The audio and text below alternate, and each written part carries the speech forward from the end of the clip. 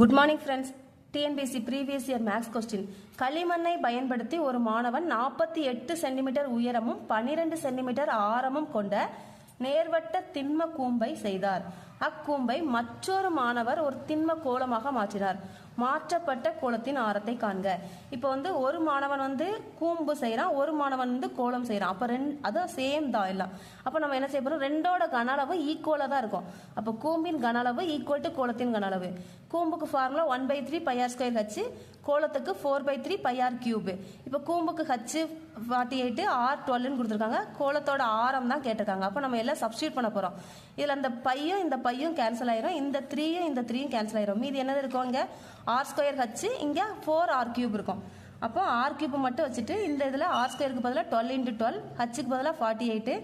இங்கே அகைன் இந்த 4 கீழே வந்துடும். எல்லாத்தையும் கேன்சல் பண்ணும்போது 12 × 12 × 12. இப்போ r³ வேல்யூ 12